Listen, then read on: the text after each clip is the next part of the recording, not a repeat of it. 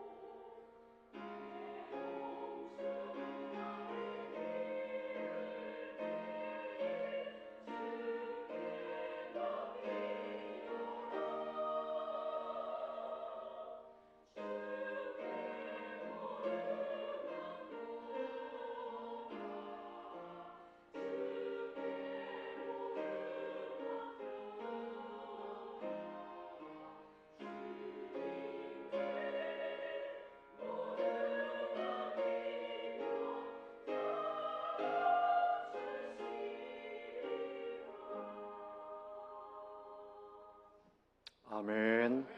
감사합니다. 자, 우리 가까이 계신 분들 함께 인사합시다. 반갑습니다. 잘 오셨습니다. 환영합니다. 오늘 추석을 맞이해서 우리 멀리서 살고 있던 라헬이, 승연이, 아민이 오늘 예배다 이렇게 또 참석을 해서 반갑고 축복합니다. 감사합니다. 오늘 말씀은 제목이 나의 소망은 주께 있나이다, 이런 제목입니다. 다윗이 기록을 한 시입니다. 우리 인생이 과연 무엇인가? 제가 이 설교를 준비하다가 이런 생각을 했습니다. 우리 사람들은 하나님이 만드셨으니까 하나님이 무슨 용도로 사람을 만드셨을까? 이런 생각을 해봤어요. 이 마이크의 용도는 확성기, 소리를 크게 만들어서 잘 들릴 수 있도록 하죠. 저도 집에서 세탁기를 사용해 보면 단순하지가 않아요. 뭐 여러 가지 눌러야 되는데 그거 모르면 사용할 수가 없습니다. 그래서 매뉴얼이 있잖아요. 그 매뉴얼을 보고 배워서 그렇게 이제 세탁기를 잘 사용합니다. 그 사람의 용도는 뭘까? 제가 이거를 AI에게 한번 물어봤어요. 그랬더니 이렇게 아주 정말 흥미로운 질문을 했다 그러면서 답을 줬습니다. 기본 사양, 사람의 모델은 뭐냐? 호모 사피엔스 이렇게 써놨어요. 그리고 출시일이 언제나 약 30만 년 전이다. 성경적으로 보면 한 1만 년 전인데 과학자들은 그렇게 추정하고 있습니다. 30만 년 전이다. 주요 기능이 뭐냐? 생각하고 감정을 드러내고 창의적인 삶을 살고 관계를 형성하고 이런 용도로 쓰인다는 거죠. 그래서 사회적으로 가족을 만들고 친구, 공동체를 만든다. 또 창의적으로는 예술활동, 기술활동, 음악, 글쓰기, 디자인 뭐 이런 것들을 우리 사람이 할 수 있도록 하나님이 그렇게 만드셨다. 자, 그런데 마지막에 그 다 사용하게 되면 용도 폐기는 언제 되나? 이제 그게 궁금했어요. 여러분, 용도 폐기가 뭡니까? 냉장고도 한 20년 되면 그 전에 고장 나고 그럼 버리는 겁니다. 근데 우리 사람의 용도 폐기는 언제일까? 하나님이 너 이제 작동해라 하고 하시고 이제 스위치를 눌러놓고 그게 이제 살아나는 거죠. 처음 사는 겁니다. 마지막에 하나님이 스위치를 꺼버리면 끝나는 거예요. 그걸 우리는 뭐라 그래요? 죽음이라고 말합니다. 시작됐고 끝나는 때가 있다. 그래서 이것을 잘 모르는 인생들이 도대체 사람은 뭐냐? 사람은 쾌락을 추구하며 사는 것이 최고다. 그게 쾌락주의자들. 에피쿠로스 학파가 그거예요. 쾌락을 추구하는 것이 인생의 최고 가치다. 현대에 와서는 소비하고 스포츠나 음악이나 뭐 여행이나 맛집 찾아다니는 것이나 막 이것이 인생의 최고 가치다 이렇게 생각하는 사람들이 있죠. 또 그런가 하면 우리 인생의 본질은 없고 선택과 책임이 중요하다. 이 실존주의자들은 또 그런 얘기를 해요.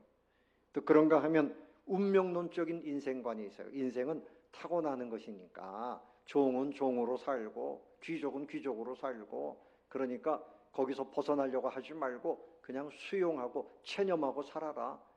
우리말로 하면 팔자소관이다 이렇게 말하는 거죠. 성경적이지 않습니다. 성경적이지 않습니다. 또 현재주의가 있어요. 과거가 필요 없고 미래가 필요 없고 그냥 현재만 살면 된다. 그런데 여러분 우리 인생관은 우리가 바라보는 인생관으로는 제대로 된 인생관을 가질 수가 없어요. 하나님이 우리를 바라보시는 대로 깨닫고 내가 누구인지를 알아야 바른 삶을 살 수 있습니다. 성경에서 말씀하는 인생관은 우리 사람은 하나님의 피조물입니다. 하나님의 형상을 입은 하나님의 피조물입니다. 아멘. 그래서 하나님께서 하나님의 성품을 우리에게 담아주시고 창의력을 담아주시고 하나님을 대신해서 온 우주 만물을 같이 관리하고 주관할 수 있는 만물의 영장으로 만드셨죠. 그래서 비행기를 만들고 배를 만들고 건물을 만들고 얼마나 우리 인간들이 다른 동물하고 달라요. 여러분, 사람으로 사는 것을 감사하시기를 바랍니다. 고양이나 강아지로 태어나지 않고 사람으로 태어났으니 얼마나 감사해요. 그런 중에 예수님 나의 구주로 믿고 하나님을 예배하고 찬양하고 하나님께서 우리에게 원하시는 용도 중에 최고의 용도는 예배입니다. 찬양입니다. 하나님의 마음을 품고 이웃을 사랑하고 복음을 전하고 이런 사명까지 우리에게 주신 것이죠. 오늘 이 다윗은 시편 39편에서 자기가 누구인지에 대해서 아주 좋게 깨달은 부분이 있어요. 그래서 여러분 4절을 한번 보십시오. 4절 다 같이 읽어봅니다. 4절과 5절을 읽어보겠습니다. 시작. 여호와여 나의 종말과 연한이 언제까지인지 알게 하사 내가 나의 연약함을 알게 하소서. 주께서 나의 날을 한 뼘 길이만큼 되게 하심에 나의 일생이 주 앞에는 없는 것 같사오니 사람은 그가 든든히 서 있는 때에도 진실로 모두가 허사뿐이니이다. 자, 우리의 시작과 종말이 누구 손에 있는 겁니까? 하나님의 손에 있습니다. 그래서 다윗은 나는 하나님이 보내셨고 하나님이 부르시는 때가 있다. 나는 모르지만 분명히 그 때가 있다. 그래서 그것을 언제까지인지 좀 알게 해주세요. 다윗은 몇 세까지 살았을까요? 다윗은 70세까지 살았습니다. 그러니까 장수한 분은 아닌데, 여러분, 야곱은 70세에 아버지의 축복을 받고 그리고 하란 땅에 가서 장가를 가게 되잖아요. 그때가 도망하던 때가 70세예요. 147세까지 살았습니다. 근데 다윗은 위대한 왕으로 살았는데 그는 70세까지 살았어요. 오늘 이 시를 기록한 때에는 50에서 60세 그 사이일 것이다. 그리고 13절에 보면 주는 나를 용서하사 내가 떠나 없어지기 전에 나의 건강을 회복시키소서. 몸이 많이 아픈 때에 이 편지를, 이 시편을 썼다고 하는 것입니다. 그에게는 정적이 있고 그를 시기하는 사람들이 있었죠. 야, 다윗이 하나님을 잘 섬긴다 그러더니 병이 들었네.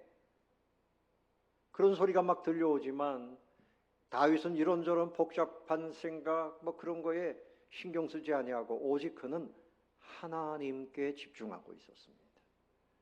그래서 7절에 보면 주여 이제 내가 무엇을 바라리요? 나의 소망은 뭐라고요? 주께 있나이다. 여러분의 고백이 될 수 있기를 바랍니다. 내가 무엇을 바라겠습니까? 나의 소망은 누구에게? 주께 있습니다.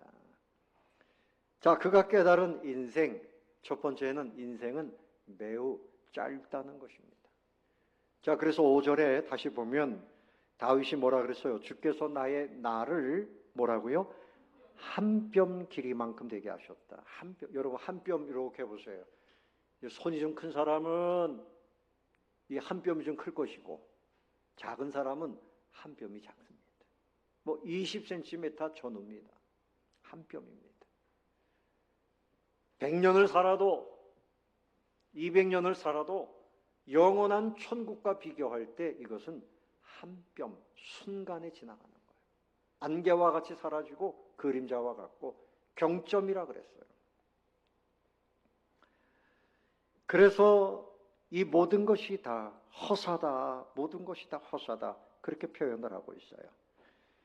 이 다윗이 103편 15절에서는 인생은 그날이 풀과 같고 그 영화가 들의 꽃과 같도다. 바람이 지나면 없어진다.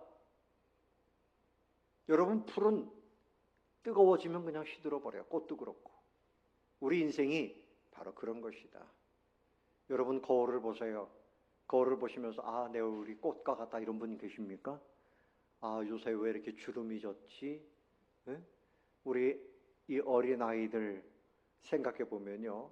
저도 한 50년 전에, 60년 전에 그때 생각이 지금도 있거든요. 생각해 보면 잠깐이에요. 근데 얼굴을 보면 왜 늙은이가 있어요. 아니 이 사람이 누구야? 어릴 때 모습. 얼마 전에 제 초등학교 친구 어머님이 돌아가셔서 갔는데 그 다른 친구하고 전화로 만나기로 했어요. 현관에서. 근데 모르는 사람이어서 제 손을 잡아요. 한참 보니까 그 친구더라고요. 이거 웬 영감님이 와서 내 손을 잡나 그랬어요. 세월이 그냥 지나가는 겁니다. 빨라요. 금년도 새롭게 시작했는데 벌써 10월 달을 단풍이 들고 있습니다. 여자분들 살아계시는 동안에 앞으로 김장을 몇 번이나 담그실까? 응? 10번, 20번? 그러면 인생이 그냥 저물어 가는 거죠. 너무 빨라요. 모세도 말씀하기를 시편 90편 10절에 연수가 70이요 강건하면 80이라도 그 연수의 자랑은 수고와 슬픔뿐이요 신속기간이 우리가 날아가나이다. 날아간다 그랬어요. 성경에 가장 오래 산 사람은 무두셀라입니다. 996세를 살았어요. 그러니까 거반 1000년을 산 거죠. 그런데 그의 인생에 대해서 성경에 기록한 것은 몇 절 안 돼요.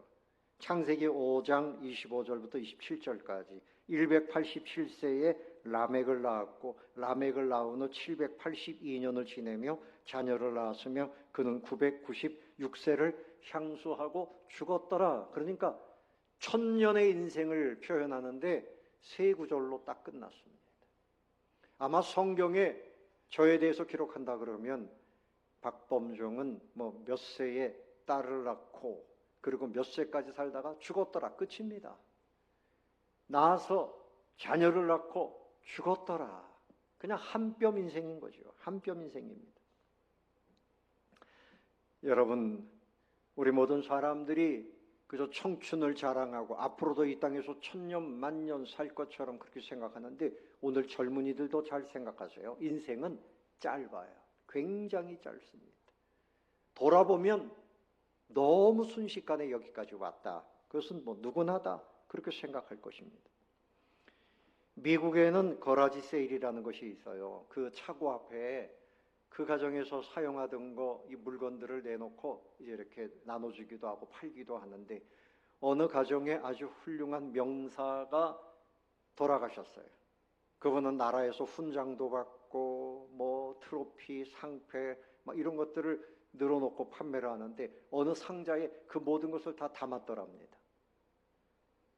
그분의 평생의 업적이 거기 담겨 있는데 이거 얼마입니까? 그러니까 10불만 내세요. 우리 돈으로 14,000원에 그냥 팔아넘기는 겁니다.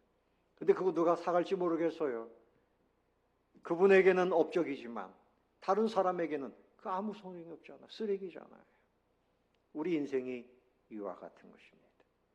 그러나 여러분, 우리가 소망할 것은 다윗처럼 나의 소망, 내 명예에 대한 소망, 내 행복에 대한 소망, 이 땅에서는 다 지나가고 부질없는 것이지만 주님께 있습니다. 하늘나라에 있습니다. 할렐루야.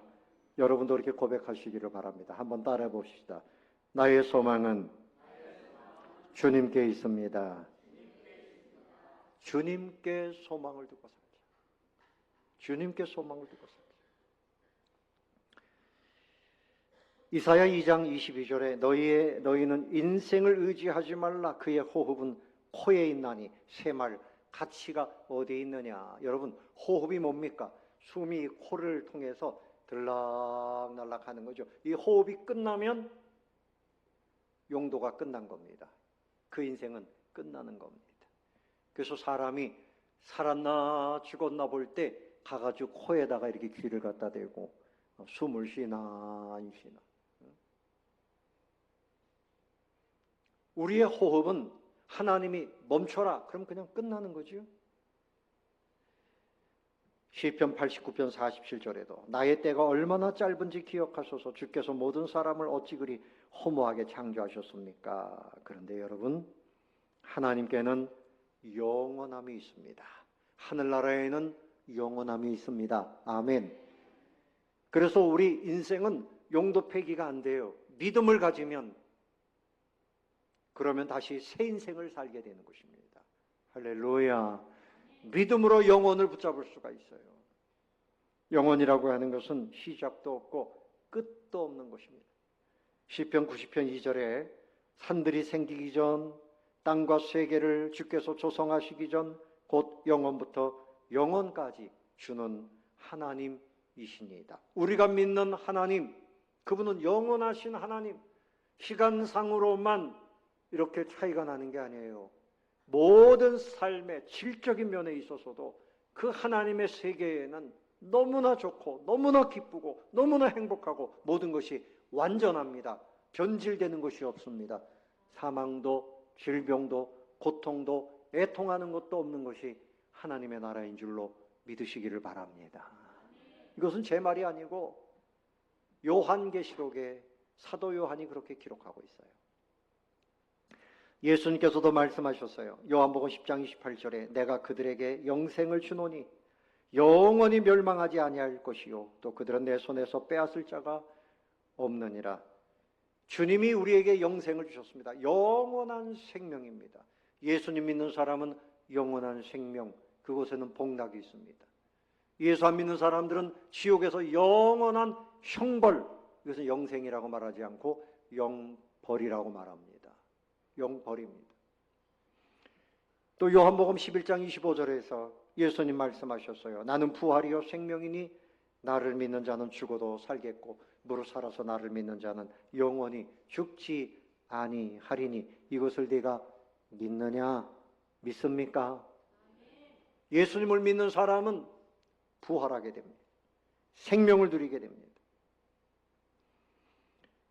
그래서 이것을 생각하고 오늘 다윗처럼 나의 소망은 누구에게 있나이다? 주께 있나이다. 지금 내 몸이 좀 아프고 노쇠해져 가지만 젊은 사람들도 언제 어떻게 될지 몰라요. 다 우리 몸은 질그릇과 같습니다. 그러나 절망하지 마세요. 하나님은 우리에게 생명을 주시고 또 하나님은 우리에게 소망을 주시고 늘 함께 하시는 하나님이신 것을 믿으시기를 바랍니다.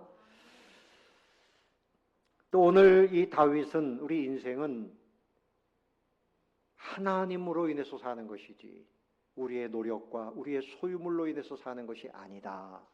그것을 분명하게 밝혔습니다. 여러분 6절을 한번 읽어보겠습니다. 6절 다 같이 읽어보지요. 시작. 진실로 각 사람은 그림자같이 다니고 헛된 일로 소란하며 재물을 쌓으나 누가 거둘는지 알지 못하나이다. 읽지 않는 분들이 읽어서 다시 한번 읽어보겠습니다. 왜 읽는가 하면 우리 마음에 색이라는 거예요. 다시 한번 6절 시작. 진실로 각 사람은 그림자같이 다니고 헛된 일로 소란하며 재물을 쌓으나 누가 거둘는지 알지 못하나이다. 자, 우리 사람들은요 그림자같이 다닌다. 그림자같이 본체가 없이 그림자같이. 하나님이 우리를 붙들어 주시고 하나님의 말씀 가운데서 믿음으로 사는 사람은 그림자가 아니라 실체를 가지고 사는 사람이에요. 여러분 그림자 인생이 되지 마시기를 바랍니다. 실체를 가지고 살아야 돼요. 헛된 일로 소란하게 산다. 헛된 일로. 열매가 없을 일로. 결국은 다 사라질 것에 시간을 투자하고 거기에 마음을 쏟으면서 살고 있다. 그렇게 살면 안 된다. 그래서 짧은 인생 어떻게 살 것인가? 허무한 인생 하루하루 그저 쾌락 맛있는 거 먹고 오늘 내가 하고 싶은 대로 살면 성공하는 것이지 그거 다 헛된 일에 소란스럽게 산다는 거예요. 세계 일주를 다 다녀보면 내 마음이 충만해질까? 그거 다 아니죠. 뭐 스포츠에 빠져가지고 야구장에 가서요 대구에도 쫓아가고 부산에도 쫓아가고 야구 그 팬들 보면 대단합니다. 저도 야구장에 몇 번 가봤는데 야, 이 정도로 젊은이들이 하나님을 찬양하면 얼마나 좋을까? 완전 종교예요, 종교. 그 다 헛된 일이 돼요. 헛된 일에 소란하게 산다는 거죠. 그 중에 재물에 대한 이야기입니다. 여러분, 사람들의 관심이 어디에 있는가 하면 재물에 많아요. 재물에. 이번에 우리 친구 어머님이 91세에 돌아가셨는데 그분은 믿음 생활 잘하시고 주무시다가, 아프지 않았는데 주무시다가 하나님의 부르심을 받았대요. 근데 그 남편 되는 우리 친구 아버님은 35년 전에 돌아가셨어요. 그분은 돈 버는 일 때문에 뭐 집은 여러 채 샀어요, 그 당시에. 그런데 그 돈 버는 일이 너무 소중해서 교회 신앙생활 안 했습니다. 아들, 딸들 교회 다니고 부인도 교회 다니는데 이분은 그냥 온갖 그냥 여기에만 마음을 쏟더니 별로 아프지도 않았는데 과로하셨던 것 같아요. 60세 전후였는데 갑자기 돌아가셨어요. 그러니까 오늘 이 말씀처럼 그 재물을 쌓아 놓아도 누가 그 거두겠느냐? 의미가 없는 거지요. 여러분, 재물은 소중한 겁니다. 여러분, 재물 없이는 우리가 살 수 없는 거 알잖아요. 성경에 보면 재물에 관한 성경 구절이 2300구절, 그리고 예수님이 비유로 말씀하신 38번의 비유 중에 16번이 다 이게 재물과 관련된 거예요. 그 주님이 비유로 말씀하실 때 설교를 잘 이해하라고 비유로 말씀하시는데 사람들이 언제 이해를 잘하는가 하면 돈 얘기를 할 때 이해를 잘해요. 그만큼 또 재물이 중요하니까 그 두 주인을 섬길 수 없다. 재물과 하나님을 함께 섬길 수 없다. 이렇게 또 말씀하셨고, 재물을 사랑하는 것은 일만하게 뿌리라 그랬어요. 그 재물을 잘 사용해야지 재물을 너무 사랑해서 모아두기만 하고 재물 때문에 싸우고 부도덕한 일을 행하고 이렇게 해서는 안 된다는 거죠. 유명한 소설가인 오 헨리가 단편소설을 썼는데 그 내용 중에 돈이 우리를 만족시킬 수 있는 것은 우리 인생의 12분의 1밖에 안 된다, 이런 말을 했어요. 그 소설에 이런 얘기가 나오는 거예요. 아주 그 부잣집, 그야말로 그 부잣집에서, 이 사람은 원래 청년이 가난한 사람인데 어떻게 이렇게 연결이 돼가지고 큰 유산을 물려받았어요. 돈이 생기니까 이 사람이 좀 한없이 돈 좀 써보자 그래가지고 한 달 동안 계속 돈을 썼답니다. 뭐 먹고 사고 뭐 이렇게 썼는데 한 달 동안 돈을 계속 죽어라고 쓰다가 그만 죽었어요. 왜 죽었는가 하면 마음이 허무해져서 견디지를 못하고 자살을 했다. 이게 소설 이야기입니다. 근데 그럴 수 있습니다. 그러니까 그래서 우리 인생을 재물이 만족시킬 수 있는 것은 12달 중에 한 달 열심히 돈 사용하다가 그만 자살하고 말았으니 12분의 1밖에 안 된다. 그 나름대로 그렇게 해석을 한 거지요. 오늘 이 다윗은 하나님, 이제 내가 이 재물의 마음을 빼앗기기를 원치 않습니다. 나는 재물의 소망을 두기를 원치 않습니다. 나의 소망은 누구에게 있다고요? 주께 있나이다. 마태복음 6장 19절 말씀에 오직 너희를 위하여 하늘에 보물을 하늘에 쌓아두라, 이렇게 말씀을 했어요. 교부 중에 오리겐이라고 하는 분은 말하기를 우리 예수 믿는 사람들은 환전하는 사람이다. 이 땅의 돈을 천국의 돈으로 환전해서 사용하는 사람이 그리스도입니다. 세상의 돈을 하나님의 돈으로 바꿔야 된다. 그래서 선교하고 구제하고 이웃을 사랑하고 그렇게 사는 사람은 하나님께 소망을 둔 사람이죠. 웩이라고 하는 선교단체가 있어요. Worldwide Evangelization for Christ, 이런 뜻인데요.